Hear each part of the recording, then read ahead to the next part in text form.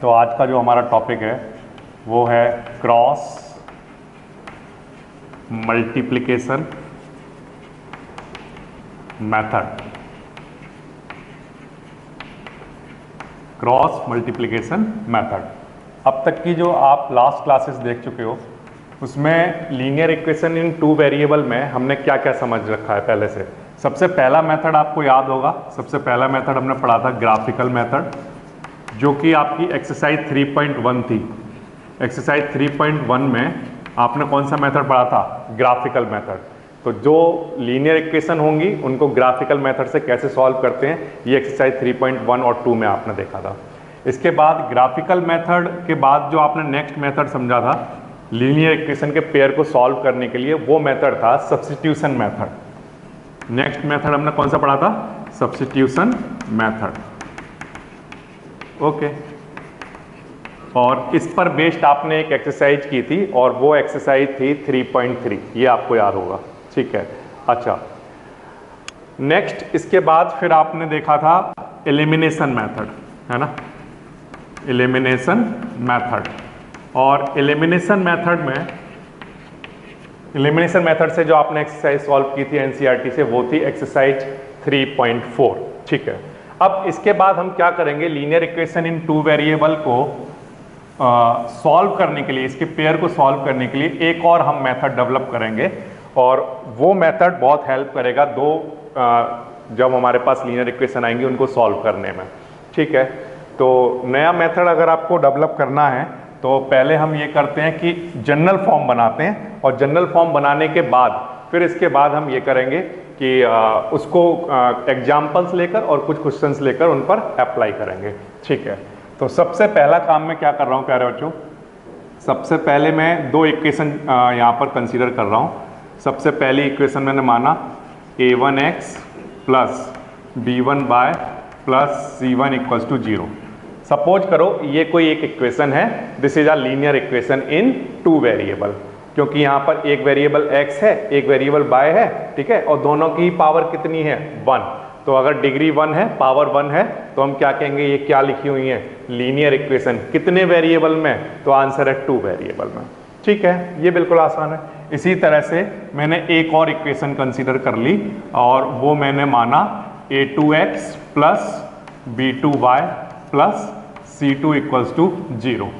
ये भी एक लीनियर इक्वेशन है इन टू वेरिएबल, और ये मैंने माना इसको इक्वेशन नंबर 2, ठीक है। अभी आपके सामने बोर्ड पर कितनी इक्वेशन लिखी हैं? तो आंसर है 2 इक्वेशन लिखी हुई हैं। एक इक्वेशन ये है linear equation in two variable, और एक इक्वेशन ये लिखी हुई है linear equation in two variable. अब हम क्या चाहते हैं, इन दोनों इक्वेशन का सॉल्यूशन निकालना। सॉल्यूशन निकालने का मीनिंग ये होगा कि हमें इनको सॉल्व करके किसकी वैल्यू निकालनी है? x की वैल्यू और y की वैल्यू। फिर से पेयर को सॉल्व करने का क्या मीनिंग है? तो आंसर है कि x और y जो यहाँ पर हैं इनकी वैल्यू निकालना, इनका एक कॉमन सॉल्यूशन निकालना, सच दैट कि वो x और y की वैल्यू अगर मैं यहाँ पर पुट कर दूं, इस इक्वेशन में पुट कर दूं, तो ये वाली साइड क्या हो जानी चाहिए? इस वाली साइड के इक्वल। फिर से अगर मैं x और y की जो वैल्यू निकालूंगा सॉल्व करके, उस वैल्यू को मैं यहाँ पर और यहाँ पर पुट कर दूं, तो ये वाली साइड सॉल्व होकर किसके इक्वल आ जानी चाहिए? इसके। ये सॉल्यूशन का मीनिंग होता है किसी भी इक्वेशन के लिए, ठीक है। अब हम एक नया मेथड डेवलप करेंगे और इन दोनों इक्वेशन को सॉल्व करेंगे, ठीक है। लेकिन सॉल्व करने के लिए अभी तक जो हमारे पास मेथड है वो है एलिमिनेशन मेथड, सब्स्टिट्यूशन मेथड, ये सारे मेथड हैं। तो उनमें से मैं एलिमिनेशन मेथड का यूज कर रहा हूँ इन दोनों इक्वेशन को सॉल्व करने के लिए। फिर बाद में उसकी हेल्प से डेवलप कर लूंगा किसको? क्रॉस मल्टीप्लिकेशन मेथड को, ठीक है। तो एलिमिनेशन मेथड आपको याद है? एलिमिनेशन मेथड में हम क्या करते हैं, जो हमारे पास दो इक्वेशन हैं उनमें से किसी एक वेरिएबल का कोएफिशिएंट आपस में इक्वल बना लेते हैं। जैसे हमारे पास ये x एक वेरिएबल है, इसका कोएफिशिएंट है यहाँ पर a1, यहाँ पर x एक वेरिएबल है, इसका कोएफिशिएंट है a2। अब ये दोनों आपस में अभी इक्वल नहीं है, ठीक है। तो अगर ये आपस में इक्वल नहीं है तो इनके कोएफिशिएंट मुझे आपस में इक्वल बनाने पड़ेंगे एलिमिनेशन मेथड में। तो ठीक है, इनके कोएफिशिएंट को इक्वल बनाने का तरीका क्या है? एक तरीका तो ये है कि मैं ये करूं कि x के कोएफिशिएंट इक्वल बना लूं या y के कोएफिशिएंट इक्वल बना लूं, दोनों में से किसी के कोएफिशिएंट भी मैं इक्वल बना सकता हूं। अगर आप y के कोएफिशिएंट इक्वल बना रहे हो तो यहां पर एक काम करो कि इस वाली इक्वेशन को B2 से मल्टीप्लाई करा लो, तो यहां पर B1 B2 हो जाएगा। अच्छा, इस वाली इक्वेशन को B1 से मल्टीप्लाई करा दो तो यहां भी B1 B2 आ जाएगा। फिर से अगर हमें y के कोएफिशिएंट इक्वल बनाने हैं तो y के कोएफिशिएंट इक्वल बनाने का मतलब क्या हो गया कि इस वाली इक्वेशन को मल्टीप्लाई करा दो किससे, B2 से। B2 से क्यों करा रहे हो सर, हमें कैसे पता चलेगा B2 से कराना है? तो देखो यहां पर B2 आ रहा है, इस B2 को यहां पर लिख दो और इस वाले B1 को यहां पर लिख दो, तो यहां पर B1 B2 हो जाएगा और यहां पर भी B1 B2 हो जाएगा। तो ये दोनों कोएफिशिएंट आपस में कैसे हो जाएंगे, इक्वल। ठीक है, तो यही करता हूं मैं। इक्वेशन फर्स्ट को तो मैं मल्टीप्लाई करा रहा हूं B2 से, ठीक है, एंड इक्वेशन जो सेकंड है इसको मल्टीप्लाई करा रहा हूं किससे, B1 से। ठीक है, करा दीजिए। फर्स्ट इक्वेशन को B2 से मल्टीप्लाई कराइए तो देखिए क्या आएगा, A1 B2 है ना, और साथ में x प्लस इस वाले को भी मल्टीप्लाई कराइए B2 से तो क्या आएगा, B1 B2 y plus B2 से यहां भी मल्टीप्लाई कराइए B2 C1 इक्वल्स टू में क्या, 0। क्या कर दिया सर, ये B2 से मल्टीप्लाई करा दिया सबको। ये एक इक्वेशन आ गई मेरे पास B2 से मल्टीप्लाई कराकर। ओके, अब इस वाली इक्वेशन को किससे मल्टीप्लाई करा रहे हैं हम, B1 से। B1 से मल्टीप्लाई कराइए A2 B1 x, फिर यहां पर B1 से मल्टीप्लाई कराइए B1 B2 y प्लस यहां पर मल्टीप्लाई कराइए यहां पर कितना आएगा, B1 C2 इक्वल्स टू में क्या, 0। ये दो इक्वेशन आपके सामने आ गई। अच्छा, अब इन दोनों इक्वेशन को आपको क्या करना है, सॉल्व करना है। अब एलिमिनेशन मेथड, क्योंकि आप लास्ट क्लास में पहले से पढ़ के आए हो तो आपको ये पता होगा कि जब कोएफिशिएंट हमारे सेम बन जाते हैं तो उसके बाद सबसे पहले मैं चेक करता हूं साइन, कि जो कोएफिशिएंट सेम बनाए गए हैं उनके साइन सेम हैं या डिफरेंट हैं। अगर साइन सेम है तो हम इस इक्वेशन में से इस इक्वेशन को क्या करेंगे, माइनस। देखिए यहां पर y के जो कोएफिशिएंट हैं B1 और B2 ये इक्वल तो आ गए, लेकिन इनके साइन कैसे हैं, सेम। अब ये कैंसिल आउट नहीं हो सकते, तो इन्हें कैंसिल आउट करने के लिए हमें क्या करना पड़ेगा, एक माइनस बनाना पड़ेगा। और माइनस कब बनेगा, जब इस वाली इक्वेशन में से इसको हम क्या कर रहे हो, माइनस। ठीक है, तो मैंने यहां माइनस लिखा, तो ये माइनस होगा, फिर ये माइनस होगा, फिर ये माइनस होगा। ओके, अब ये चीज प्लस की है और ये माइनस की है तो ये कैंसिल आउट हो जाएगी। ठीक है, ये तो बिल्कुल आसान है। अब इसके बाद क्या बचा मेरे पास, देखिए A1 B2 x, A1 B2 x में से माइनस कर रहा हूं क्या, A2 B1 x, A2 B1 x। ध्यान दीजिए, A1 B2 x में से माइनस किया जा रहा है किसको, A2 B1 x को। ओके, प्लस अब इधर ध्यान दीजिए, यहां पर क्या चल रहा है, B2 C1 में से, B2 C1 में से माइनस किया जा रहा है किसको, B1 C2 को। ओके, इक्वल्स टू क्या, 0। अच्छा, ये तो सब कुछ ठीक है। नाउ ये वाला जो टर्म है ये उधर जाएगा तो कैसा हो जाएगा, माइनस का। ठीक है, तो इसको माइनस में बनाइए, ये माइनस का है, उधर जाएगा तो कैसा हो जाएगा, प्लस का, B1 C2। और ये प्लस का है, उधर जाएगा तो कैसा हो जाएगा, माइनस का, B2 C1। और इधर क्या बच गया, इधर मेरे पास x मैंने ले लिया प्यारे बच्चों कॉमन, x मैंने क्या लिया, कॉमन ले लिया। तो देखो यहां पर क्या बचा हुआ, A1 B2 minus A2 B1, A2 B1 ये बच गया होगा। ठीक है ना, कैसे, फिर से इन दोनों में से क्या कॉमन ले लिया, x, क्या बच गया, A1 B2 minus A2 B1। और यहां पर क्या किया, ये माइनस का है, उधर गया तो प्लस का हो गया, ये प्लस का है, उधर गया तो माइनस का हो गया। ठीक है, अब x equals to B1 C2 minus B2 C1 upon ये जो क्वांटिटी है ये नीचे ले जाकर लिख दो, तो ये बन जाएगा A1 B2 minus A2 B1। ये हमारे पास प्यारे बच्चों किसकी वैल्यू आ गई, x की वैल्यू आ गई। ठीक है, ओके, तो ये तो एक नया मेथड डेवलप हो गया। कैसे, कि अगर मेरे पास दो इक्वेशन हो A1x B1y C1 और A2x B2y C2, अगर ये दो इक्वेशन हैं और अगर इन दोनों इक्वेशन के A1 B1 C1 A2 B2 C2 इनकी वैल्यू निकाल ली जाए और उसको उठाकर यहां पर पुट कर दिया जाए तो डायरेक्टली किसका आंसर आ जाएगा, x का आंसर। ठीक है ना। इसी तरह से हम y का आंसर भी निकाल सकते हैं। y का आंसर निकालने के लिए हम क्या करते हैं, तो आंसर है कि जो एलिमिनेशन मेथड में इन इक्वेशन को सॉल्व करके जब एक वेरिएबल की वैल्यू आ जाती है तो इस वैल्यू को उठाकर किसी एक इक्वेशन में पुट कर देते हैं, चाहो तो फर्स्ट इक्वेशन में और चाहो तो सेकंड इक्वेशन में। तो चलो मैं फर्स्ट में पुट कर देता हूं, तो यहां पर लिख देता हूं from equation first, from equation first. First equation है क्या हमारे पास, a1x plus b1y plus c1 equals to 0। अब मेरे पास जो x की वैल्यू आई है वो आई है b1c2 minus b2c1 upon a1b2 minus a2b1। ये जो वैल्यू है x की वैल्यू, ये पूरी की पूरी वैल्यू उठाकर मैं यहां पर पुट कर रहा हूं। ठीक है, कराइए पुट। तो a1 या फिर एक काम हम और भी कर सकते हैं, थोड़ा सा छोटा मेथड बना सकते हैं। देखो, अगर हम पुट करते हैं वैल्यू तो हो सकता है कि थोड़ा सा बड़ा कैलकुलेशन करना पड़े। अगर आप छोटी कैलकुलेशन पर जाना चाहते हो तो इन्हीं दोनों इक्वेशन को फिर से कंसीडर कर लो, वो सबसे बेस्ट रहेगा। a1x b1y प्लस c1 और दूसरी इक्वेशन हमारे पास क्या है, a2x plus b2y plus c2 equals to 0। आप देखो दोनों काम कर सकते हो, x की वो वैल्यू उठाकर इनमें से किसी एक इक्वेशन में पुट करके y की वैल्यू निकाल सकते हो, लेकिन वो थोड़ा बड़ा मेथड हो जाएगा। इससे छोटा मेथड बताता हूं आपको।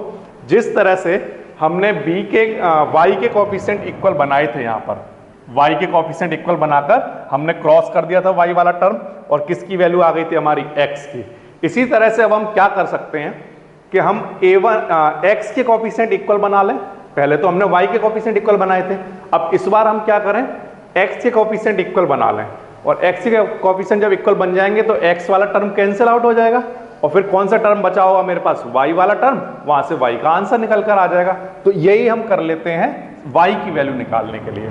ठीक है, तो फिर से ये दो इक्वेशन हमने कंसीडर की, इन दोनों इक्वेशन में हम इस बार x का कोएफिशिएंट इक्वल बनाना चाहते हैं। तो कैसे बनाओगे, देखिए यहां पर जो x का कोएफिशिएंट है वो है a2, यहां पर जो x का कोएफिशिएंट है वो है a1। तो इनको आपस में इक्वल कैसे बनाया जा सकता है, तो आंसर है इसमें यहां पर a2 अगर आ जाए और यहां पर a1 आ जाए तो यहां a1 a2 हो जाएगा और यहां पर भी a1 a2 हो जाएगा। इस बात का मतलब ये हुआ कि हम फर्स्ट वाली इक्वेशन को मल्टीप्लाई करा दें किससे, a2 से। तो अगर a2 से मल्टीप्लाई कराओगे तो यहां पर a2 आ जाएगा, है ना, a1 a2 हो चुका होगा। और इस सेकंड वाली इक्वेशन को हम मल्टीप्लाई करा दें किससे, a1 से, तो यहां पर भी a1 a2 आ जाएगा। तो x के जो कोएफिशिएंट है वो आपस में कैसे हो जाएंगे, इक्वल। ठीक है, करा दीजिए। फर्स्ट वाली इक्वेशन को a2 से मल्टीप्लाई कराइए, तो a1 a2 x प्लस फिर यहां कराइए a2 b1 plus a2 c1, ये लिख लिया, इक्वल्स टू में क्या, 0। अच्छा, अब इस वाली इक्वेशन को किससे मल्टीप्लाई कराना है, a1 से। a1 से कराइए a1 a2 x, फिर से a1 b2, ओके, यहां पर y चल रहा है, प्लस यहां पर फिर से मल्टीप्लाई कराइए किससे, a1 से, तो a1 और साथ में क्या, c2 इक्वल्स टू क्या, 0। फिर से a1 का मल्टीप्लाई यहां हो गया a1 a2, फिर a1 b2, फिर a1 c2, और यहां पर a2 से मल्टीप्लाई कराया था a1 a2 b1 a2 और c1 a2। ओके, ये हमारे पास दो इक्वेशन आ गई। अब इन दोनों इक्वेशन को हमें क्या करना है, सॉल्व करना है। सॉल्व करने के लिए हमने देखा कि x के कोएफिशिएंट हमने इक्वल बनाए हैं, और अगर x के कोएफिशिएंट इक्वल बनाए हैं तो अब क्योंकि इनके साइन सेम है तो ये कैंसिल आउट नहीं हो सकते। ये कैंसिल आउट हो जाएं इसलिए मुझे क्या करना पड़ेगा, इसको माइनस करना पड़ेगा, माइनस माइनस, इस तरह से। ओके, यहां भी माइनस होना चाहिए लेकिन उसका कोई मीनिंग नहीं है, तो ये ऐसे ही ठीक है। अच्छा, अब ये यहां पर आप ध्यान दीजिए, यहां पर ये कैंसिल आउट हो गया क्योंकि ये प्लस का और ये माइनस का है। अब यहां पर क्या बचा वो दिखा रहा हूं आपको ध्यान से, a2 b1y, a2 b1y में से माइनस कर रहा हूं किसको, a1 b2y को, a1 b2y को क्या कर रहा हूं, माइनस। ठीक है ना। अच्छा, अब इसके बाद आगे ध्यान दीजिए, इसके बाद क्या कर रहे हैं, इसके बाद यहां पर प्लस a2 c1 में से माइनस कर रहा हूं किसको, a1 c2 को, ऐसे। और इक्वल्स टू में क्या चल रहा है 0, ये यहां पर चल रहा है। ओके नाउ अब देखो ध्यान देने वाली बात कौन सी है, समझना फिर से, ये टर्म लिखा माइनस ये टर्म लिख लिया, ओके कोई दिक्कत नहीं। अब A2C1 ये ऐसे ठीक है, माइनस A1C2 ये भी ठीक है।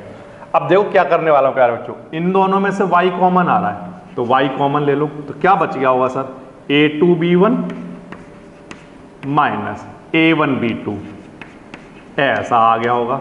ओके अच्छा, और इक्वल्स टू में देखो क्या बना होगा, ये माइनस का है उधर गया होगा तो प्लस का हो गया होगा, है ना। क्या बन गया होगा A1C2 और माइनस में क्या, ये उधर गया होगा तो माइनस का हो गया होगा A2C1 ऐसा।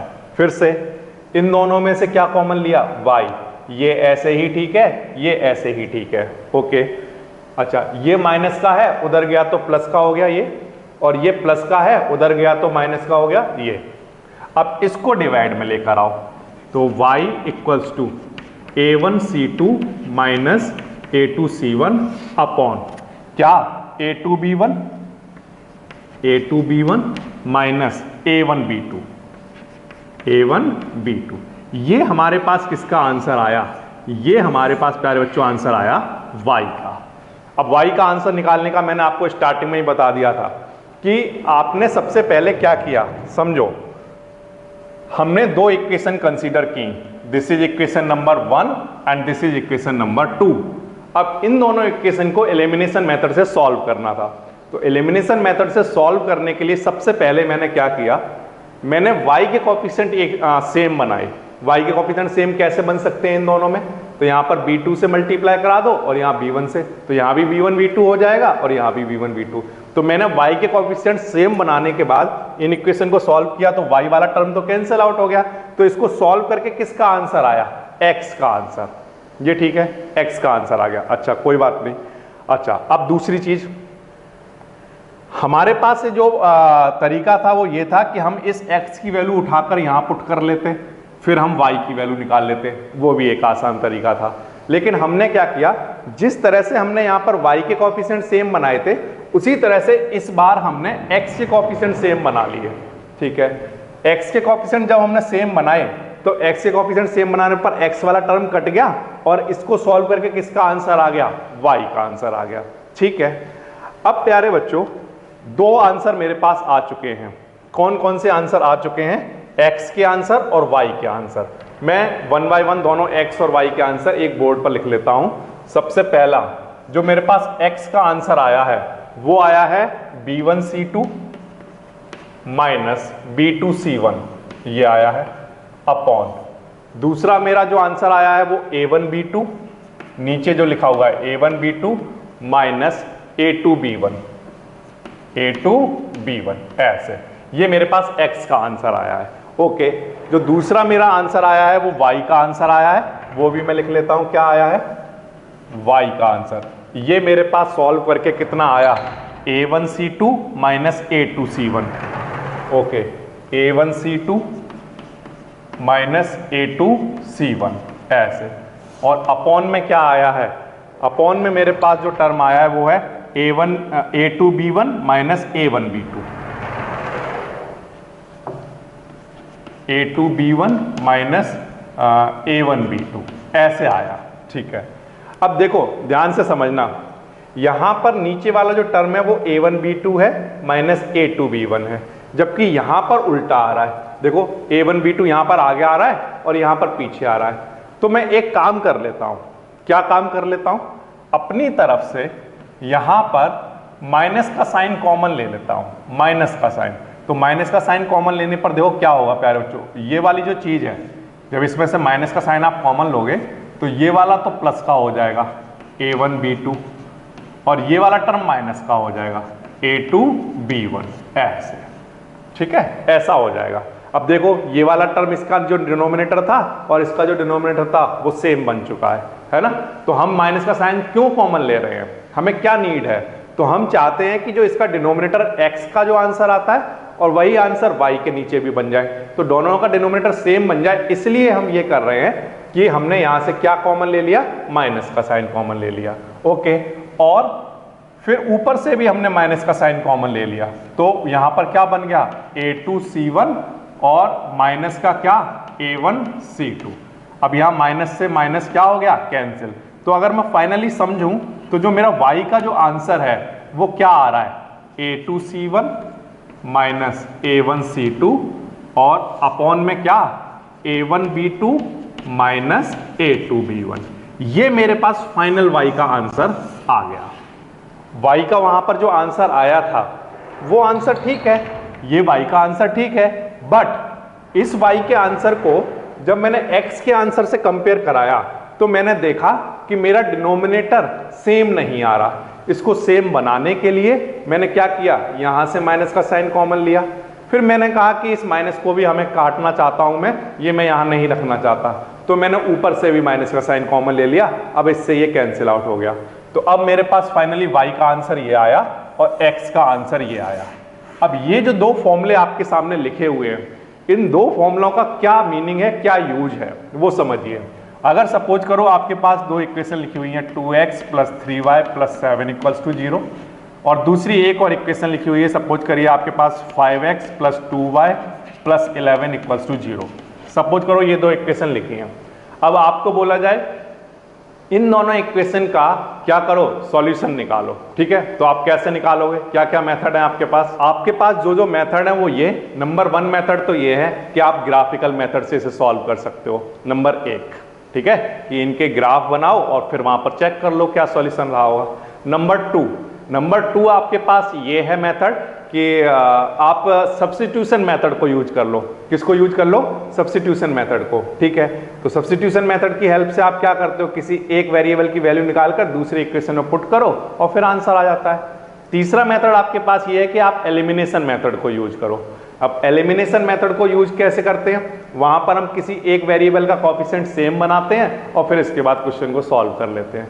अब आज आपके पास तीसरा मेथड आया। तीसरा मेथड क्या आया कि अगर हम इस इक्वेशन में से a1x plus b1y plus c1 equals to 0 से कंपेयर करा लें तो हमारे पास a1 की वैल्यू है, b1 की वैल्यू है, c1 की वैल्यू है। ठीक है, इस वाली इक्वेशन को कंपेयर करा दें किससे, a2x plus b2y plus c2 equals to 0 से, तो हमारे पास किसकी वैल्यू आ जाएगी, a2 की, b2 की और c2 की वैल्यू आ जाएगी। ओके, अब आपके पास देखो a1 की वैल्यू कितनी है, देखिए यहां पर 2, b1 की वैल्यू कितनी है 3, c1 की वैल्यू कितनी है 7। ओके, a2 की वैल्यू कितनी है 5 कंपेयर कराने पर, b2 की वैल्यू कितनी है 2, c2 की वैल्यू कितनी है 11। अब ये जो a1 b1 c1 a2 b2 c2 इनकी जो वैल्यू ये आई हैं, इनको उठाकर अगर मैं यहां पर पुट कर दूं x की जगह पर, x की जो फॉर्मूला है b1 की जगह लिख दूं 3, c2 की जगह लिख दूं 11, है ना, b2 की जगह फिर से क्या लिख दूं 2, c1 की जगह मैं क्या लिख दूं 7, इसी तरह से a1 b2 और a2 b1 की वैल्यू यहां से पुट कर दूं और उनको सॉल्व कर दूं, डायरेक्टली किसका आंसर आ जाएगा, x का आंसर। तो ये मेथड बहुत ज़्यादा एफिशिएंट है, इसको करना बहुत आसान है, क्योंकि आपको जब इक्वेशन दी जाती हैं तो उन इक्वेशन से आप डायरेक्टली क्या करते हो, सिर्फ a1 b1 c1 a2 b2 c2 की वैल्यू निकालते हो। ये वैल्यू निकालने के बाद बस यहाँ पर वैल्यू पुट करते हो और आपका क्या आ जाता है, आंसर सामने आ जाता है। तो ये सबसे आसान वाला मेथड हुआ। ठीक है, ना तो आपको एक इक्वेशन से वैल्यू उठाकर दूसरे में पुट करनी है, ना आपको कोएफिशिएंट इक्वल बनाने हैं, आपको सिर्फ क्या करना है, इक्वेशन को देखना है, ये आपका a1 हो गया, ये b1 ये c1, ये a2 ये b2 ये c2 हो गया, इनकी वैल्यू फिर यहाँ पर पुट करो दोनों में और x और y का आंसर आ गया। ये एक और अच्छा मेथड हो गया। लेकिन इस मेथड में यहाँ तक एक प्रॉब्लम है, वो प्रॉब्लम ये कि इसका फॉर्मूला याद करना पड़ेगा हमें, x का फॉर्मूला ये याद करना पड़ेगा, y का ये फॉर्मूला याद करना पड़ेगा। तो हम ये चाहते हैं कि इस मेथड को हम तब अच्छा मानेंगे जब इसका फॉर्मूला ना याद करना पड़े। ठीक है, तो इसका फॉर्मूला ना याद करना पड़े, इसके लिए हम क्या करेंगे, देखिए समझिए। तो इसके लिए हमने एक तरीका बनाया, ये जो हमारे पास x और y के आंसर आए हैं इनको हमने लिखने का एक तरीका बनाया। वो क्या है वो समझिए आप ध्यान से। y का जो हमारा फाइनल आंसर आता है वो आता है a2 c1 minus a1 c2 upon a1 b2 minus a2 b1। ये वाला जो फॉर्मूला है वो मैंने वहां लिख लिया। ठीक है, तो देखो अब मेरे पास x और y के दोनों के आंसर हैं, ठीक है, x का भी आंसर है, y का भी आंसर है। अब मैं नहीं चाहता कि मुझे ये फॉर्मूला याद करना पड़े, ठीक है, तो ना याद ना करना पड़े उसके लिए देखिए मैं क्या कर रहा हूं, ध्यान से देखिए। यहां पर ये वाला जो टर्म है, इस टर्म को उठाकर मैं x के नीचे लिख रहा हूं, इस पूरे टर्म को उठाकर b1c2 माइनस b2c1 को उठाकर मैंने क्या किया, इसके नीचे लिख लिया, x के नीचे यहां पर। तो इक्वल्स टू में इधर क्या बच गया होगा, 1/a1b2 माइनस a2b1, ये बच गया होगा, ठीक है, ओके, कोई प्रॉब्लम नहीं यहाँ तक, ये ठीक लिखा हुआ है। इसको उठाकर इसके नीचे लिख लिया तो यहाँ पर क्या बचा होगा, 1/this क्वांटिटी। अब इसी तरह से इस वाले फॉर्मूले में ध्यान दीजिए, y के नीचे ये वाला जो ब्रैकेट है, ये ब्रैकेट, इसको उठाकर इसके नीचे लिख सकते हैं a2c1 माइनस a1c2, ये लिख लिया मैंने, ओके, और इक्वल्स टू में क्या बचा, 1/a1b2 माइनस a2b1, ये आ जाएगा, ओके। अब आप ध्यान दीजिए, ये हमारे पास x की वैल्यू थी, इसका ये ब्रैकेट उठाकर मैंने x के नीचे लिखा यहाँ पर, तो यहाँ क्या बच गया, 1/this क्वांटिटी। ऐसे ही y की ये वैल्यू थी, इसको मैंने उठाकर यहाँ पर लिखा तो मेरे पास ये बच गया। अब आप ध्यान से देखिए, 1/a1b2 माइनस a2b1, ये यहाँ पर भी लिखा हुआ है, और 1/a1b2 माइनस a2b1 ये यहाँ पर भी लिखा हुआ है। तो ये क्वांटिटी इसके भी इक्वल है और ये क्वांटिटी इसके भी इक्वल है, तो ये दोनों आपस में कैसे होते होंगे, इक्वल। फिर से ये जो टर्म है और ये जो टर्म है, ये दोनों सेम ही तो हैं, 1/a1b2 माइनस a2b1, यहाँ पर भी लिखा हुआ है और यहाँ पर भी लिखा हुआ है। तो इसमें देखो ये जो टर्म है ये इसके इक्वल है और यहाँ पर ये टर्म इसके इक्वल है, तो इसका मतलब ये दोनों टर्म आपस में कैसे होते होंगे, इक्वल होते होंगे। तो मैंने यही किया, इसको अगर हम फर्स्ट माने और इसको फर्स्ट नहीं, इसको हम थर्ड मानते हैं और इसको हम फोर्थ मानते हैं, तो फ्रॉम थर्ड एंड फोर्थ, इन दोनों इक्वेशन को अगर हम ध्यान से देखें तो क्योंकि ये इसके भी इक्वल है, ये इसके भी इक्वल है, तो हम कह सकते हैं कि x upon b1c2 minus b2c1 equal रहा होगा किसके, इस क्वांटिटी के, y upon a2c1 minus a1c2 के, ऐसे। एंड ऑल्सो ये दोनों टर्म किसके इक्वल है, इस क्वांटिटी के, है ना, 1/a1b2 माइनस a2b1, ऐसे, ठीक है। ये बात समझ आई। हमने क्या किया, फिर से समझिए, x और y का जो फॉर्मूला है वो तो आपको ड्राइव करना आ गया कि इन दोनों इक्वेशन को एलिमिनेशन मेथड लगाओ, सॉल्व करो, x का आंसर आ जाता है। फिर इसके बाद अगर हम x का कोएफिशिएंट सेम बना लेते हैं तो सॉल्व करके किसका आंसर आ जाता है, y का आंसर। इस y का जो आंसर आता है, इस y के आंसर में ऊपर से और नीचे से दोनों जगह से माइनस का साइन कॉमन ले लेते हैं, जिससे कि ये वाला टर्म जो x में आ रहा है वही यहाँ पर भी बन जाए। तो इसको उल्टा करके लिख देते हैं बस, ये क्या बन जाता है, a2c1 पहले लिख लेते हैं, a1c2 बाद में, है ना, ये, और नीचे भी ये पहले a1b2 और माइनस में क्या, a2b1, ऐसे ये लिख लेते हैं। तो ये हमारे पास y का आंसर आ जाता है, ठीक है।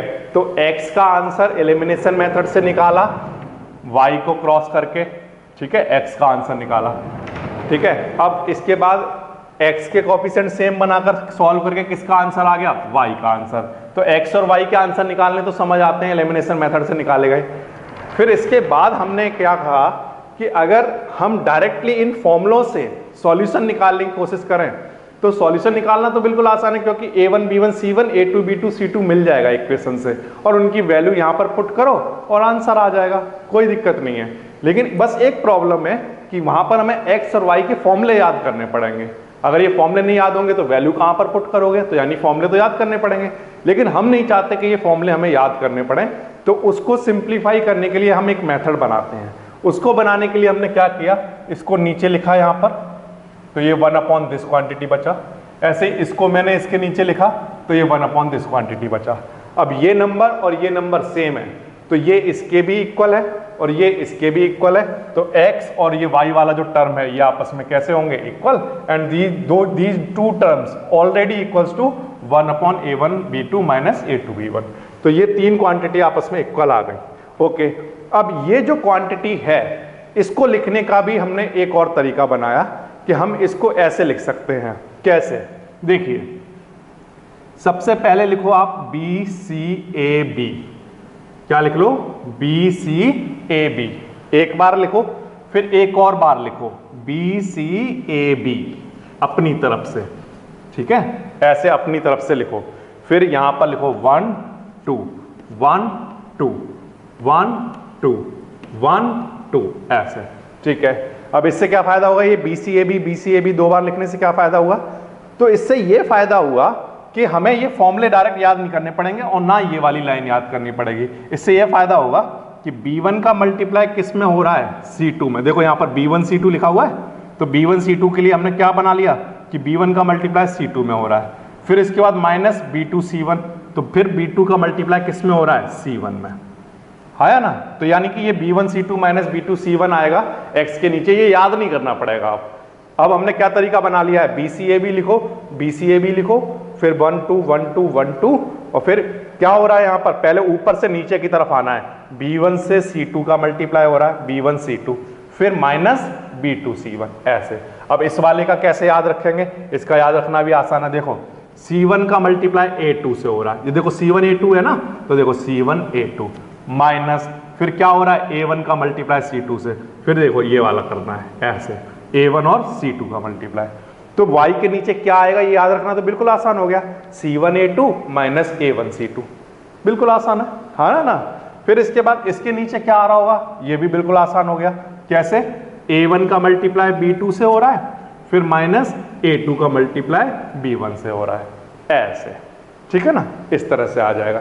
तो ये एक तरीका बनाया हमने कि इस चीज को इस फॉर्म में लिखा जा सकता है, ठीक है ना। इससे क्या फायदा होता है ऐसे लिखने से, इससे ये बेनिफिट हो जाता है कि हमें x के नीचे क्या लिखा जाना है वो याद डायरेक्टली याद रहता है। तो अब हम क्या करते हैं एग्जाम में, सीधा लिखेंगे BCAB ऐसे दो बार लिखेंगे, फिर यहाँ 1 2 1 2 1 2 1 2 ऐसे लिख लेंगे। अब इससे क्या फायदा होगा कि हमें x के नीचे क्या लिखना होता है, तो आंसर है x के नीचे आपको ये लिखना होता है B1 C2 minus B2 C1, तो बस ऐसे क्रॉस कराओ डायरेक्टली पता चल जाता है। अच्छा y के नीचे क्या लिखना होता है, तो y के नीचे ये लिखना होता है C1 A2 minus C2 A1। अच्छा 1 के नीचे क्या लिखना होता है, 1 के नीचे, तो आंसर 1 के नीचे ये लिखना होता है A1 B2 minus A2 B1। तो ये वाली लाइन याद करना बिल्कुल आसान हो गया। अब आपको अगर ये वाली चीज टर्म आ जाएगा तो फिर आपका आंसर निकालना बिल्कुल आसान होगा। कैसे कि दिस अपॉन इस, ये जो अब आप निकालोगे, ये तीनों लाइन जब आप लिख लोगे तो फिर इसको किसके इक्वल रख लोगे, इसके, ये इसी के इक्वल तो है, और फिर इसको उठाकर यहां लिख लोगे तो किसका आंसर आ जाएगा, x का आंसर। कैसे आएगा वो मैं आपको क्वेश्चन की फॉर्म में पहले करके दिखाता हूं, तब आपको बात समझ आएगी। एज है 3.5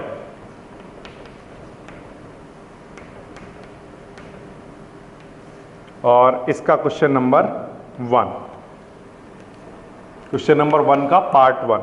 ये आपके पास इक्वेशन गिवन है x minus 3y minus 3 equals to 0, और दूसरी जो आपको इक्वेशन गिवन है वो है 3x minus 9y minus 2 equals to 0। दूसरी इक्वेशन ये गिवन है।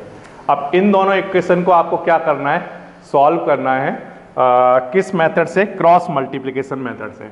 तो देखिए बिल्कुल आसान है क्रॉस मल्टीप्लिकेशन मेथड से सॉल्व करना। क्वेश्चन को कैसे करोगे, सबसे पहली काम तो आपको यह करना है कि आपको पहली इक्वेशन को कंपैरिजन कराना है किससे, a1x plus b1y plus c1 equals to 0। सबसे पहला काम क्रॉस मल्टीप्लिकेशन मेथड में क्या करना है, फर्स्ट इक्वेशन को इससे कंपेयर कराना है, और जो सेकंड वाली इक्वेशन है उसको इससे कंपेयर कराना है, a2x plus b2y plus c2 equals to 0 से, इससे कंपेयर कराना है।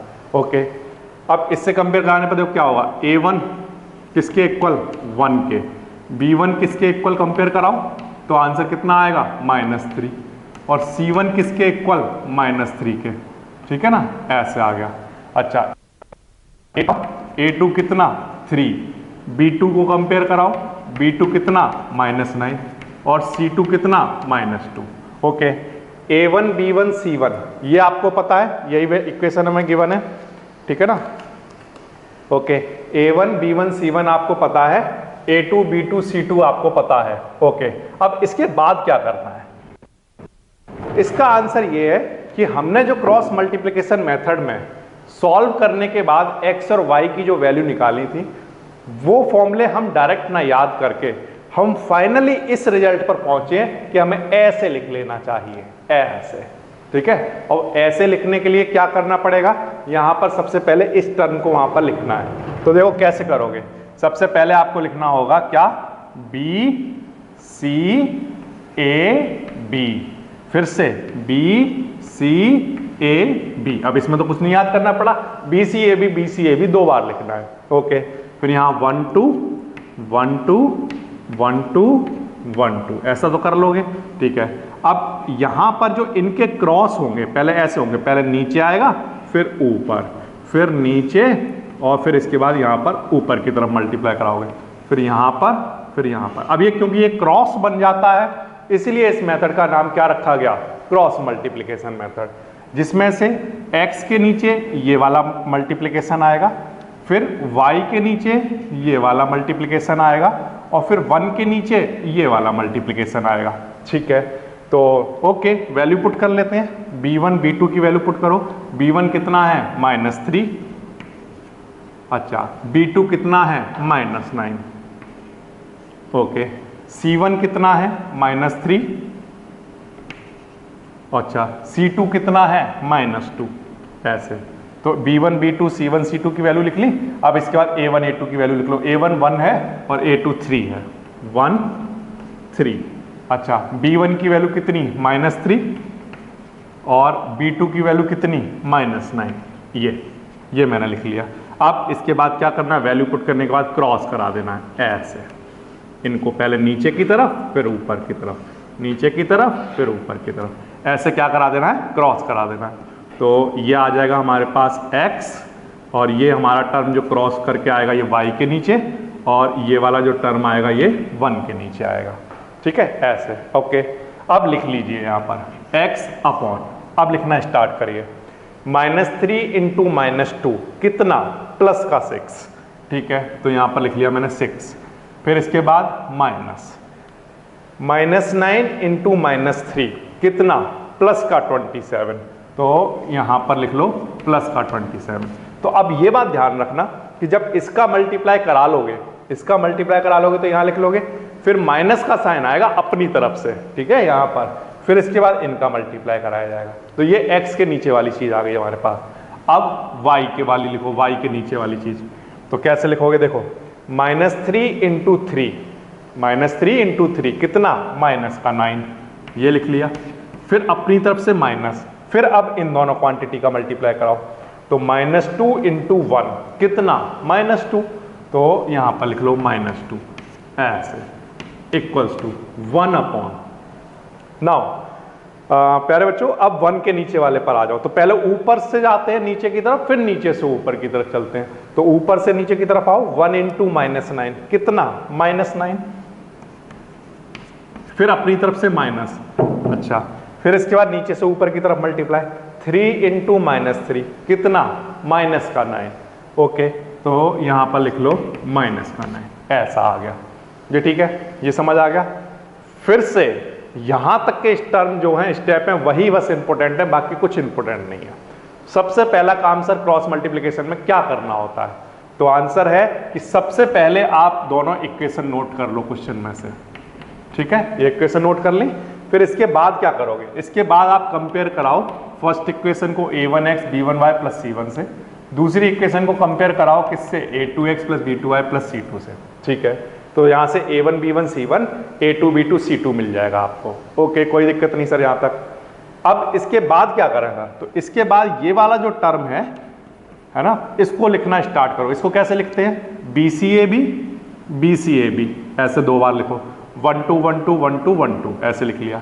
फिर ये इनका जो क्रॉस है वो x के नीचे लिखा जाएगा, इनका जो क्रॉस है वो y के नीचे, इनका जो क्रॉस है वो 1 के नीचे लिखा जाएगा। ठीक है, अच्छा फिर यहाँ पर जो हमने ये टर्म लिख लिया, फिर यहाँ पर b1 b2 c1 c2 a1 a2 और इनकी वैल्यू उठाकर यहाँ पर पुट कर दी।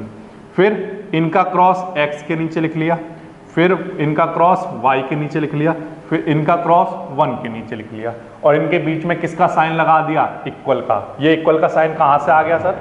तो ये हमने यहाँ पर सॉल्व किया था कि ये तीनों क्या होते हैं, आपस में इक्वल, और इस टर्म को ऐसे लिखा जाता है। तो अगर हम इनको ऐसे लिख लेंगे तो ये चीज किसके इक्वल आ जाएगी, x अपॉन ये वाली जो चीज है वो x अपॉन, फिर इक्वल्स टू y अपॉन के नीचे ये आएगा, फिर इक्वल्स टू फिर 1 के नीचे ये आएगा।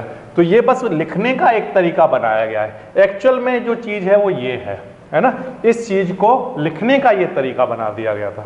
ठीक है, तो हमने ऐसे लिखा और फिर इसको कन्वर्ट कर दिया किस में, x upon this equals to y upon this, फिर 1 अपॉन दिस। अब इसके बाद सॉल्व करना बिल्कुल आसान हो गया। कैसे, देखिए समझिए, x अपॉन, इसको सॉल्व कर लीजिए, तो 27 माइनस 6 कितना, माइनस का 21, ये आ जाएगा। Okay, equals to y upon, यहाँ पर माइनस माइनस प्लस 2 आएगा, तो प्लस 2 जब बन जाएगा तो यहाँ पर कितना आएगा, -9 प्लस 2 माइनस का 7, ऐसा आ जाएगा। ओके, अच्छा यहाँ पर 1 अपॉन माइनस माइनस प्लस 9 और प्लस 9 और -9 कितना आ जाएगा, 0। अब यहाँ पर नीचे क्या आ गया, 0 आ गया। ठीक है, अच्छा अब आप इसको आगे देखो, x अपॉन -21 को पहले किसके इक्वल रखोगे, 1 अपॉन 0 के इक्वल, और फिर y अपॉन -7 को, इसको भी 1 अपॉन 0 के इक्वल रखोगे। इनको पहले इसको इसके इक्वल रखो, फिर इसको इसके इक्वल रखो। ये हम ऐसा क्यों कर रहे हैं, क्योंकि जो हमारा डेरिवेशन था उसमें ये तीनों टर्म आपस में इक्वल कैसे आए थे, इससे पहले क्या चल रहा था, तो x इसके इक्वल चल रहा था, ये देखिए यहाँ पर, और y इसके इक्वल चल रहा था, ये यहाँ पर, और फिर ये वाला टर्म इधर लेकर गए थे, है ना, तो ये टर्म बनता है हमारा x की वैल्यू। वही सेम काम यहाँ पर होने वाला है। हमने क्या किया कि ये तीनों आपस में इक्वल हैं, इसमें से ये चीज इसके इक्वल रही होगी और ये चीज भी इसके इक्वल रही होगी। फिर ये -21 ऊपर लेकर आइए यहाँ पर, तो x इक्वल्स टू -21 अपॉन क्या आया, 0, है ना। तो जब 0 नीचे आ गया तो इसका मतलब कोई सॉल्यूशन नहीं बन रहा है ना, क्योंकि 0 आ गया तो कोई वहां पर कोई डिफाइन नहीं कर सकते आप इसको, क्योंकि नीचे क्या आ चुका है, 0। तो इसका मतलब यहाँ पर क्या लिखेंगे हम, नो सॉल्यूशन। इसी तरह से -7 यहाँ पर ऊपर आ गया, तो y इक्वल्स टू -7 अपॉन 0। अब यहाँ पर भी 0 आया तो इसका मतलब y की भी कोई वैल्यू नहीं बनेगी, तो इसलिए हम क्या लिख देंगे, नो सॉल्यूशन, इस तरह से। ठीक है, ये हमारे पास आंसर आएंगे, इसका कोई भी सॉल्यूशन नहीं बनेगा। लेकिन फिर हमने ये सोचा कि हमने इतना बड़ा क्वेश्चन किया और फिर लास्ट में आकर आंसर नो सॉल्यूशन आया, तो क्या कुछ ऐसी कंडीशन नहीं हो सकती जिनसे हम अपने क्वेश्चन को पहले ही स्टार्टिंग में ही ये पता चल जाए हमें कि इसका कोई सॉल्यूशन होगा या नहीं होगा। क्या कुछ ऐसी कंडीशन नहीं हो सकती? तो आंसर है हाँ, हो सकती हैं। उन कंडीशन को भी हम ड्राइव कर सकते हैं। वो कंडीशन क्या है? कौन सी कंडीशन की बात कर रहा हूं मैं उन कंडीशन की बात कर रहा हूं कि हमें इक्वेशन को देखकर ही ये पता चल जाए कि इसका कोई सॉल्यूशन होगा या नहीं होगा, है ना। क्रॉस मल्टीप्लिकेशन में ही मैं बात कर रहा हूँ, पहले ही पता चल जाए कि उसका कोई सॉल्यूशन होगा या नहीं होगा, एक सॉल्यूशन होगा या इनफाइनाइटली मैनी सॉल्यूशन होंगे, है ना। तो उसको पता करने का भी एक तरीका है, वो क्या है उस पर आ जाते हैं, समझिए आप। वो मैं आपको दिखा देता हूं कि स्टार्टिंग में ही कैसे पता करें कि किसी भी इक्वेशन का कोई एक सॉल्यूशन है या नहीं है ना, या इनफाइनाइटली मैनी सॉल्यूशन है ना, ये कैसे पता किया जाए। तो देखिए, हमने जो ये अभी क्वेश्चन किया, क्वेश्चन नंबर 1 का पार्ट 1, तो हमने देखा कि यहाँ पर नीचे क्या आ गया, 0 आ गया। 0 आ जाने पर हमने कहा कि इसका कोई सॉल्यूशन नहीं बना पाएंगे, हम कभी भी नहीं बता पाएंगे कि इसका कोई सॉल्यूशन है या नहीं है, ठीक है। तो ये कैसे पॉसिबल हुआ? नीचे 0 किसकी जगह आया? a1 b2 minus a2 b1। इसका आंसर यहाँ पर नीचे 0 आया, है ना, ये 0 के इक्वल आ गया। तो अगर ये 0 के इक्वल आ जाता है, इसका मतलब ये कह रहे हो आप कि उस केस में आप कोई भी सॉल्यूशन नहीं निकाल पाए, वहां पर आप कोई सॉल्यूशन नहीं निकाल पाए। तो यानी a1 b2 और माइनस a2 b1, है ना, x की जो वैल्यू में जो ये वाली चीज थी वो किसके इक्वल हो चुकी थी, 0 के इक्वल हो चुकी थी, इसलिए आपने कहा कोई सॉल्यूशन नहीं होगा। तो अगर ये 0 के इक्वल है तो a1 b2 ऐसे ठीक है, ये उधर जाएगा तो कैसा हो जाएगा, प्लस का। ओके, इसको नीचे लेकर आओ, तो a1 अपॉन a2 और यहाँ पर b1 और ये b2 नीचे लेकर चले जाओ, है ना, ऐसा। तो a1 अपॉन a2 किसके इक्वल आ गया, b1 अपॉन b2 के। तो हम क्या कहेंगे कि इसका कोई भी सॉल्यूशन नहीं है, क्योंकि हमारा a1 अपॉन a2 किसके इक्वल आ गया, b1 अपॉन b2 के। तो अगर ये कंडीशन प्यारे बच्चों अगर चेक हो जाए तो ये हम कह सकते हैं कि वहां पर कोई भी सॉल्यूशन नहीं होगा। ठीक है, तो ये एक कंडीशन हमने यहां पर नोट कर ली ऐसे। ओके, नाउ अब दूसरी कंडीशन हम ये सोचते हैं कि अगर a1 upon b2 minus a2 upon b1 ये 0 के इक्वल अगर नहीं आया होता तो क्या होता सर, अगर नहीं आया होता इक्वल तब क्या होता उस केस में। तो आंसर है कि यहाँ पर x और y का कोई एक सॉल्यूशन आ जाता है ना, आया ना। अगर यहाँ पर हमारा नीचे आंसर 0 नहीं आया होता तो इसमें y का कुछ ना कुछ आंसर आ रहा होता। सपोज करो यहाँ 0 की जगह कुछ 3 आ रहा होता, है ना, तो 3 आ रहा होता तो आंसर -7 आ गया होता। यहाँ पर कुछ और आंसर आ रहा होता, मतलब नीचे सॉल्व करके 3 आ रहा होता तो -7/3 आंसर आ गया होता। तो इसका मतलब आप ये कह रहे हो कि अगर नीचे 0 की जगह कुछ भी कोई भी रियल नंबर आ रहा होता तो x का और y का एक आंसर होता। अब क्योंकि नीचे 0 आ गया था तो इसलिए कोई सॉल्यूशन नहीं बन पाया। तो हमने फिर यही कंडीशन सोच ली अपने मन में कि अच्छा, इस बात का मतलब ये है कि जब ये नीचे वाला ये वाला जो टर्म है ये 0 के इक्वल होता है ना, तो इसका मतलब सॉल्व होकर ये कंडीशन बनती है। यानी कि अगर ये कंडीशन चेक कर ली जाए स्टार्टिंग में ही क्वेश्चन में, तो उस केस में हम क्या लिख सकते हैं कि वहां पर कोई भी सॉल्यूशन नहीं रहा होगा।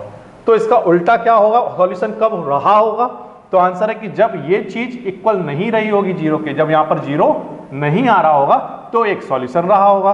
ठीक है, तो यहां पर हमने लिख लिया a1 b2, ये माइनस का उधर जाएगा तो प्लस का हो जाएगा a2 b1, फिर ये a2 नीचे लेकर आओ तो a1 अपॉन में a2 नॉट इक्वल्स टू ये b2 नीचे लेकर आ जाओ b1 अपॉन b2 ऐसे।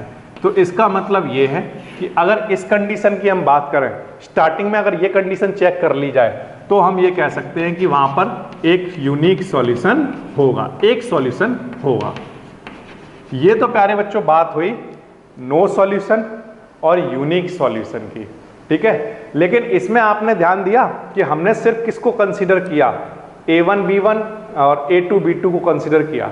यहां पर c1 c2 का अभी तक हमने कोई भी रोल नहीं समझा है।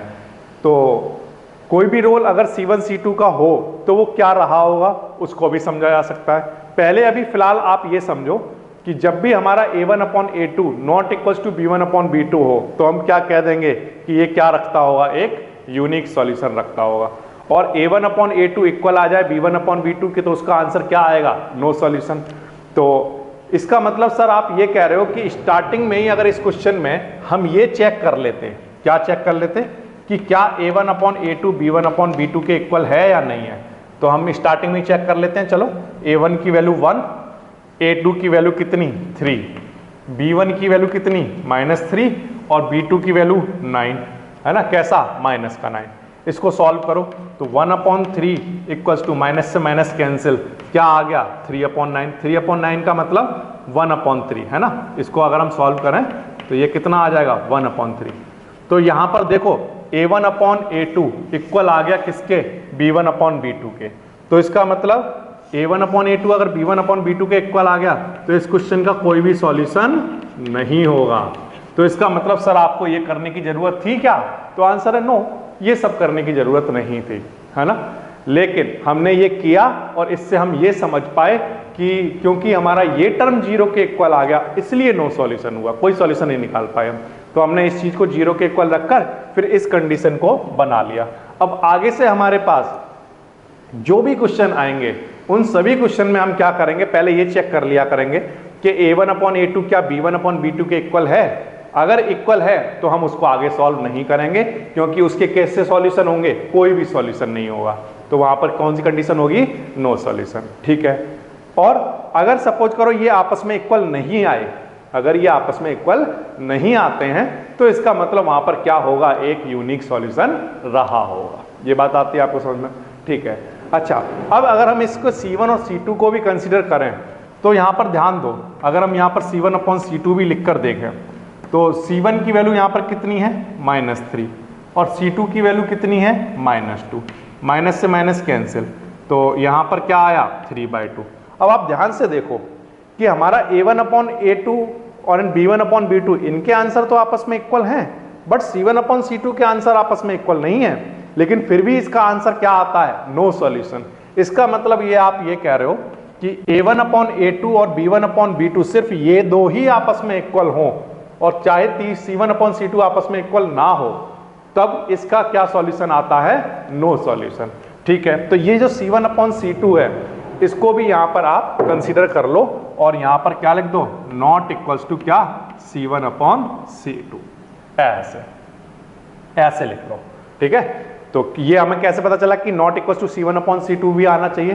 तो आंसर है कि हमने ये वाला जो क्वेश्चन करके देखा, इसका नो सॉल्यूशन आंसर आया था, लेकिन इनके C1/C2 आपस में इक्वल नहीं थे। किसके इक्वल नहीं थे, A1/A2 और B1/B2 का जो रेशियो है उसके इक्वल नहीं था। इसका रेशियो देखिए, ध्यान दीजिए। तो यहां पर ये तो इक्वल आ रहा है A1/A2 B1/B2, बट क्या इक्वल नहीं आ रहा, C1/C2। लेकिन फिर भी आंसर कैसा आ रहा है, नो सॉल्यूशन। तो इसका मतलब A1/A2 equals to B1/B2 not equals to C1/C2 हो, तो आंसर क्या आता है, नो सॉल्यूशन। ठीक है। तो ये मैंने यहां पर लिख लिया, ये कंडीशन बन गई। ठीक है। और यूनिक सॉल्यूशन के लिए बस इतना ही काफ़ी है, उसमें C1 वाला केस आपको कंसीडर करने की ज़रूरत ही नहीं है, क्योंकि अगर ये दोनों आपस में इक्वल नहीं हुए तो आंसर क्या आएगा, उसका एक यूनिक सॉल्यूशन। ये दोनों आपस में इक्वल आ गए तो वो क्या रहेगा, नो सॉल्यूशन। ये दोनों आपस में इक्वल नहीं आए तो कैसा रहेगा, एक यूनिक सॉल्यूशन। ठीक है। अब बात करते हैं हम तीसरी वाली कंडीशन की। हमने ये समझा x और y की ये वैल्यू आई, और इसमें नीचे A1B2 और -A2B1 लिखा हुआ है। तो हमने ये समझा कि अगर ये वाली जो कंडीशन है A1B2 -A2B1, अगर ये 0 के इक्वल ना आए, तो इसका मतलब A1/A2 किसके इक्वल नहीं आता है, B1/B2 के। तो इस केस में ये तो हमने समझ लिया, क्या समझ लिया, कि ये कैसे सॉल्यूशन रखेगा, एक यूनिक सॉल्यूशन। ओके, यहाँ तक तो कोई प्रॉब्लम नहीं। ओके, ये तो हो गया हमारा एक केस। अब दूसरे केस की बात करो। दूसरे केस की अगर हम बात करें कि A1B2 -A2B1, A1B2 -A2B1 है ना, ये सपोज करो इक्वल आ गया 0 के, ये चीज नीचे टर्म क्या बन गया, 0 बन गया। तो हमने क्या समझा कि A1/A2 इक्वल्स टू B1/B2 आ गया, है ना। ये उधर लेकर जाओगे और फिर सॉल्व करोगे, जैसा मैंने आपको यहाँ करके दिखाया कि अगर ये 0 के इक्वल है तो ये टर्म उधर जाएगा तो कैसा हो जाएगा, प्लस का। ठीक है। A2 नीचे आ जाएगा और B2 यहाँ आ जाएगा, ऐसे। तो यहाँ से क्या निकल कर आएगा कि A1/A2 इक्वल्स टू B1/B2।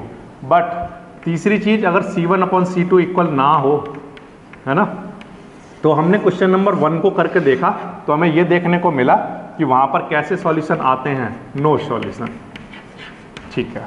अब इसमें एक और केस बनता है, थर्ड केस, कि अगर A1/B2 -A2/B1 ये आपस में मान लो इक्वल है, तो यहां से हमें पता है कि A1B2 इक्वल आ जाएगा किसके, A2B1 के। और यहां से क्या कंडीशन बनेगी, A1/A2 इक्वल्स टू B1/B2 बनेगा। ओके, ये जो रेशियो है ये अगर आपस में इक्वल है तो मैंने माना कि ये किसी के रेशियो के इक्वल रहा होगा, है ना। किसके इक्वल रहा होगा ये चीज, ये कोई ना कोई एक आंसर तो होगा इस रेशियो का, तो वो मैंने क्या माना कि वो के रहा होगा वो आंसर। ठीक है। तो यहां से A1/A2 किसके इक्वल लिख सकते हो आप, के इक्वल, है ना। और यहां से B1/B2 ये भी किसी उसी रेशियो के इक्वल रहा होगा। तो यहां से अगर हम A1 का आंसर निकालें तो वो किसके इक्वल होगा, A2 के। और अगर हम यहां से B1 का आंसर निकालें तो वो किसके इक्वल रहा होगा, B2 के। ऐसे रहा होगा। ठीक है। अब ये जो A1 का आंसर है और B1 का आंसर है, इसको उठाकर मैं जो फर्स्ट और सेकंड इक्वेशन मैंने मानी है उसमें वैल्यू पुट कर देता हूं इसकी। ठीक है, तो देखिए वैल्यू पुट करने पर क्या बनेगा, समझिए ध्यान से।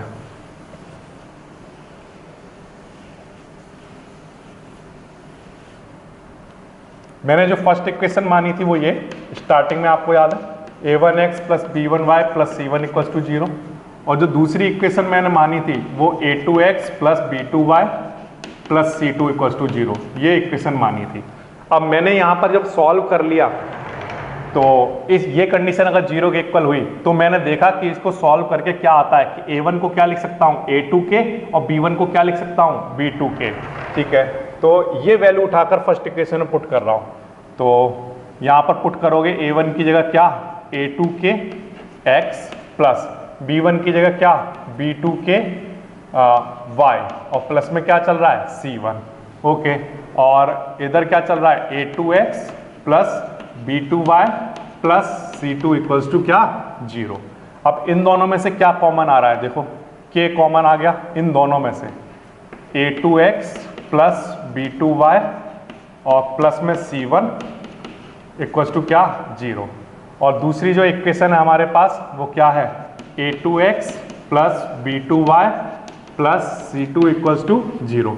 इन दोनों इक्वेशन को ध्यान से देखो। अब आप इन दोनों इक्वेशन को ध्यान से देखना। जब हम इन दोनों इक्वेशन को ध्यान से देखते हैं तो इसमें एक चीज समझ आती है, वो ये कि अगर हमारे पास यहां से भी k कॉमन आ जाता, अगर यहां से भी हमारा k कॉमन आ पाता तो ये इक्वेशन कुछ ऐसी दिखाई दे रही होती, a2x plus b2y plus c1 को हम k से 2 लिख सकते हैं। ठीक है ना, ऐसे। अगर मैं मतलब मेरे कहने का मतलब है इफ अगर मैं c1 को क्या लिख पाऊं kc2, अगर मैं c1 को क्या लिख दूं kc2 लिख दूं तो यहां से सब जगह से क्या कॉमन आ जाएगा k कॉमन आ जाएगा। आएगा या नहीं आएगा करके देखो। देखो यहां पर k ऐसे ही ठीक है, a2x plus b2y plus c1 की जगह मैंने अपनी तरफ से माना कि अगर सपोज करो c1 kc2 के इक्वल रहा होगा, kc2 के, तो अब देखो यहां पर क्या होगा, इन दोनों में से k कॉमन आ जाएगा तो a2x plus b2y plus c2 equals to क्या 0।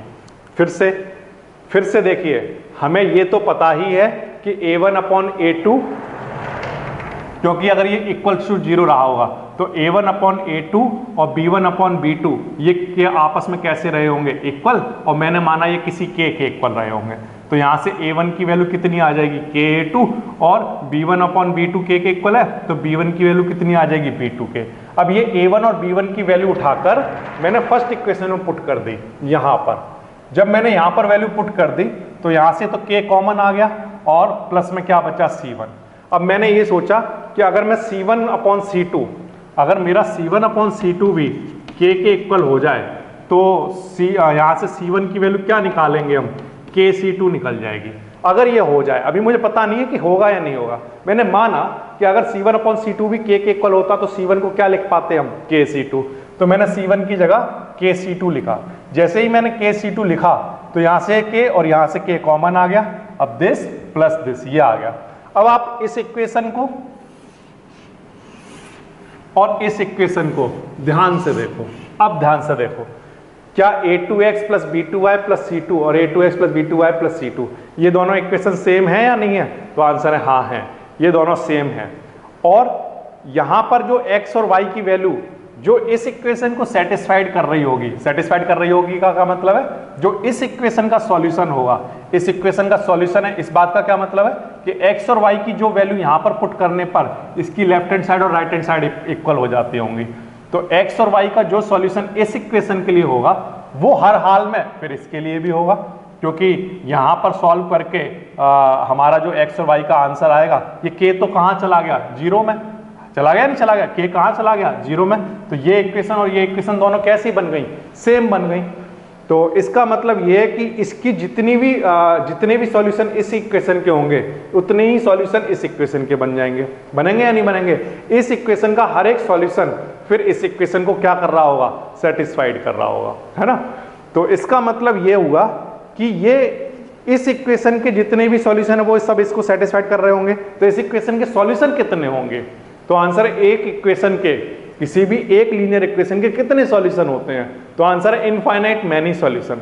तो अगर इस इक्वेशन के इनफाइनाइटली मैनी सॉल्यूशन है और वो सारे के सारे सॉल्यूशन इसको सेटिस्फाइड कर रहे हैं, तो इसका मतलब ये है कि इन दोनों इक्वेशन के कैसे कितने सॉल्यूशन होंगे? Infinitely many solution. और वो इनफाइनाइटली मैनी सॉल्यूशन वाली कंडीशन कब आई? जब हमने क्या लिखा? C1 किसके इक्वल? KC2 के इक्वल लिखा। ठीक है, तो इस वाली कंडीशन में देखो हम क्या लेकर चले हैं, पहले से हम लेकर चले हैं A1/A2 किसके इक्वल? K के इक्वल। तभी तो हमने A1 की वैल्यू A2K लिखी है यहाँ पर, है ना। अच्छा, और हम पहले से क्या लेकर चले हैं? B1 B2 किसके इक्वल? K के इक्वल। ये दोनों चीजें हम पहले से यहाँ पर लेकर चले हुए हैं, है ना। अच्छा, अब तीसरी चीज, अगर हम ये कह दें कि C1/C2 किसके इक्वल है? K के इक्वल, तो C1/C2 K के इक्वल भी अगर यहाँ पर रख दिया जाए तो फिर ये इक्वेशन और ये इक्वेशन दोनों कैसी हो जाती हैं? सेम। और अगर ये सेम हो जाती हैं तो जितने सॉल्यूशन इस इक्वेशन को सेटिस्फाइड कर रहे होंगे उतने ही इस इक्वेशन को भी कर रहे होंगे, क्योंकि ये दोनों सेम है ना, सेम इक्वेशन है, इसलिए दोनों को सेटिस्फाइड करेंगे। तो इस इक्वेशन के अगर इनफाइनाइट सॉल्यूशन होंगे तो इसका मतलब इस इक्वेशन के भी कितने सॉल्यूशन होंगे? इनफाइनाइट सॉल्यूशन होंगे। लेकिन इनफाइनाइट सॉल्यूशन वाली कंडीशन ये कब आई थी? जब C1 को KC2 के इक्वल लिखा गया, या मैं कहूं कि C1/C2 को किसके इक्वल लिखा गया? K के इक्वल। तो देखो ये भी K के इक्वल, ये भी K के इक्वल, ये भी K के इक्वल। तो इसका मतलब A1/A2 इक्वल होगा B1/B2 इक्वल होगा C1/C2। ये यानी कि ये तीनों अगर आपस में इक्वल हो जाएं, है ना, ये तीनों कैसे हो जाएं आपस में इक्वल, यानी किसी K के इक्वल हो जाएं, तो ये तीनों अगर आपस में इक्वल होंगे तो उस केस में ये इक्वेशन और ये इक्वेशन कैसी हो जाएगी? आपस में इक्वल बन जाएगी, है ना। ये वाली इक्वेशन और ये वाली इक्वेशन आपस में इक्वल बन जाएगी। कब? जब A1/A2 K के इक्वल रखा जाए, B1/B2 K के इक्वल रखा जाए और C1/C2 भी किसके इक्वल रखा जाए? K के। यानी कि ये तीनों आपस में कैसे हों? इक्वल। तो अगर यहाँ से वैल्यू उठाकर इसमें पुट कर दी जाएंगी तो ये इक्वेशन और ये इक्वेशन सेम बन जाएगी, और फिर इनके कैसे सॉल्यूशन होंगे? Infinitely many solution. तो ये कंडीशन हमारे पास निकल कर आई किसकी? Infinitely many solution. ठीक है, तो ये हमारे पास थर्ड केस बना। ठीक है, तो अब हमारे पास जो थर्ड केस है वो क्या है? इसको जब हमने A1 को A2K रखा और B1 को B2K रखा, और फिर जैसे ही हमने C1 को C2K रखा तो हमारे पास क्या कंडीशन आई कि A1/A2 B1/B2 और C1/C2 ये तीनों ही हमारे पास कैसे हो गए? इक्वल, है ना। A1/A2 B1/B2 और यहाँ से C1/C2 भी K के इक्वल। तो ये तीनों आपस में कैसे हो गए? इक्वल। और उस केस में हमने ये देखा कि फर्स्ट इक्वेशन और सेकंड इक्वेशन कैसी हो चुकी हैं? सेम हो चुकी हैं। और एक इक्वेशन के क्योंकि इनफाइनाइट सॉल्यूशन होते हैं, तो यानी कि दोनों इक्वेशन के लिए कितने सॉल्यूशन होंगे? Infinitely many solution. Many solution. तो ये तीन कंडीशन रहेंगी जिनको आप चेक करोगे स्टार्टिंग में ही क्वेश्चन में। पहले आप क्या चेक करोगे कि जब भी आपके पास इक्वेशन आएगी तो आप A1 B1 C1 A2 B2 C2 निकाल लोगे। ठीक है, जैसे आपने क्वेश्चन नंबर 1 के पार्ट 1 में निकाला ये। ओके, ठीक है, ये निकाल लिया। फिर इसके बाद क्या हम क्वेश्चन को सॉल्व करें? आंसर है नो। पहले सॉल्व मत करो, पहले चेक करो कि इन तीनों में से कौन सी कंडीशन सेटिस्फाइड हो रही है। ये वाली सेटिस्फाइड हो रही है, या ये वाली सेटिस्फाइड हो रही है, या ये वाली कंडीशन सेटिस्फाइड हो रही है। अगर इन तीनों में से जो कंडीशन सेटिस्फाइड हो रही है उसके बाद फिर क्वेश्चन को डिसाइड करो। सपोज करो कि हमारे पास A1/E2 और B1/B2 ये आपस में इक्वल आ गए, तो इसका मतलब क्वेश्चन का कोई सॉल्यूशन नहीं होगा, तो आपको सॉल्यूशन करने की कोई जरूरत नहीं है, आगे कुछ नहीं करना। अगर सपोज करो इनफाइनाइटली मैनी सॉल्यूशन वाली कंडीशन आ गई, मतलब ये तीनों आपस में इक्वल आ गए, तब भी आपको सॉल्यूशन करने की जरूरत नहीं है। आप डायरेक्टली क्या लिख दोगे? Infinitely many solution. ये कंडीशन आ गई तो क्या लिख दोगे? No solution. आप सॉल्व कब करोगे? सॉल्व सिर्फ इस कंडीशन पर करोगे कि A1/A2 इक्वल नॉट इक्वल है किसके? B1/B2 के। तब आप कहोगे कि इसका क्या होगा? एक यूनिक सॉल्यूशन, यानी एक सॉल्यूशन होगा, मतलब x की एक वैल्यू होगी और y की एक वैल्यू होगी। तो तो अगर एक एक वैल्यू होगी तो वो निकाली जानी चाहिए, और वो निकाली कैसे जाएगी, वो इस मेथड से निकाली जाएगी जिसको आप कह रहे हो क्रॉस मल्टीप्लिकेशन मेथड। और इस मेथड में पहले a1 b1 c1 a2 b2 c2 पता कर लो, फिर b c a b लिखो, और फिर इसके बाद इनकी वैल्यू पुट करो, फिर इनका क्रॉस x के नीचे, इनका क्रॉस y के नीचे, इनका क्रॉस 1 के नीचे, फिर इसको सॉल्व कर दो और वहां से किसकी वैल्यू आ जाएगी, x और y की वैल्यू। इस तरह से हो जाएगा आपका क्वेश्चन नंबर 1 का पार्ट 1, और ये 3 कंडीशन आपके सामने निकल कर आ जाएंगी। ठीक है, अब इसके बाद हम कर लेते हैं क्वेश्चन नंबर 1 का पार्ट 2।